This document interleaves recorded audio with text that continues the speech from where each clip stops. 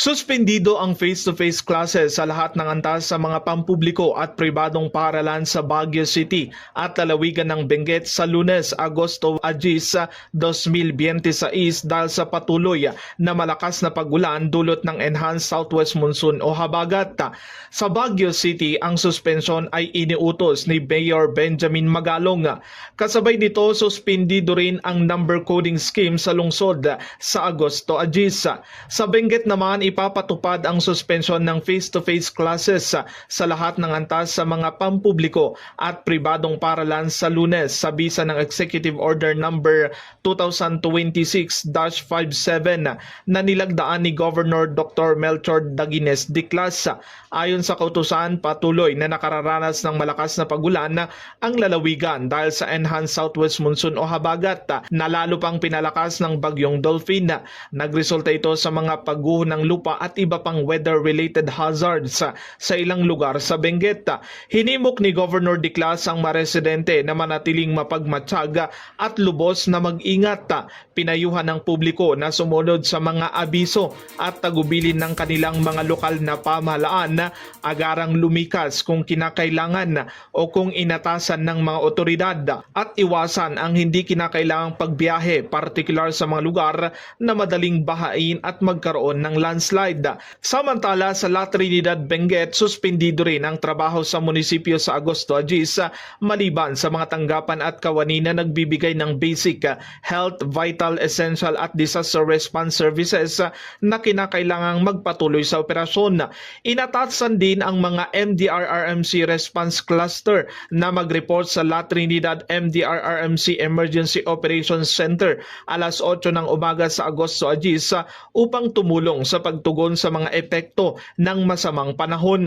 Ang mga mail job order personnel ay inatasang pumasok upang tumulong sa clearing operations. Hinihikayat naman ang mga pribadong kumpanya, pribadong establishmento at iba pang government offices sa La Trinidad na magsuspindi ng trabaho upang matiyak ang kaligtasan ng kanilang mga empleyado. Gayunman, nasa pamunuan ng bawat pribadong kumpanya ang pinal na desisyon hinggil sa suspensyon ng kanilang operasyon. Bukod sa suspensyon ng klase at trabaho, isinara rin ang bahagi ng Benguet Nueva Vizcaya Road sa Bakal Lamot Junction, La Trinidad, Benguet dahil sa matinding pagguho ng kalsada, malalim na shoulder erosion at patuloy na paggalaw ng lupa dulot ng matagal na malakas na pag-ulan. Epektibo ang pagsasara sa lahat ng sasakyan. Matapos ang isinagawang assessment ni La Trinidad Municipal Mayor Roderick Awingan, Police Lieutenant Colonel Zacarias Dausen, Chief of Police ng La Trinidad Municipal Police Station at mga kinatawan ng concerned agencies na pag-alamang hindi ligtas sa biyahe ang naturang bahagi ng kalsada at mananatili itong sarado hanggang sa susunod na abiso. Sa Baguio City, naobserbahan na umapaw ang tubig sa Burnham Lake. Samantala, 8 gate ng Ambuklaw Dam ang binuksan bandang alas 5:30 ng madaling araw ngayong Agosto 9 dahil sa patuloy na pagtaas ng water level dulot ng walang tigil na pag-ulan.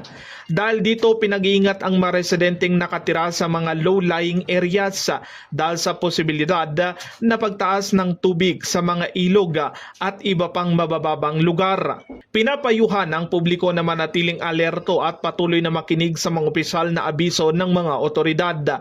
Sa Tabao, Kapangan, Benguet naman, tuluyan namang nawash out o nawasak ang bahagi ng Mount Calukasog and Amburayan Buklawan Provincial Road sa Sakburoy area dahil sa malakas at tuloy-tuloy na pag-ulan. Patuloy na pinapayuhan ang mga residente at motorista na iwasan ang mga lugar na binabaha, landslide-prone areas at mga kalsadang isinara ng mga otoridad at laging sundin ang mga opisyal na abiso ng kanilang lokal na pamahalaan upang matiyak ang kaligtasan ng lahat. Nakataas na ang red rainfall warning sa Benguet kung saan inaasahan ang seryosong pagbaha at pagguho ng lupa, partikular sa mga lugar na flood prone at landslide prone. Samantala, nasa orange warning ang ilang Samantala, nasa orange warning ang ilang bahagi ng Abra kabilang ang Bangged, Danglas, Dolores, La Paz, Lagayan, Luba, Manabo, Peñarubia, Pidigan, Pilar, San Isidro, San Juan, San Quintin, Tayum, Villa Viciosa at Langiden. Patuloy na nagbabantang pagbaha at landslide sa mga lugar na madaling bahain at magkaroon ng pagguho ng lupa. Nasa yellow warning naman ang ilang lugar sa Abra, Mountain Province at Ifugao. Kabilang dito ang Buliney, Bukay, Buklok, Dagiwan, Lacob, Lagangilang, Likwanbaay, Malibkong, Salapadan, Tinag at Tubo sa Abra. Besaw, Sabangan, Sagada, Tadjan at Bauco sa Mountain Province at Hungduan at Tinok sa Ifugao.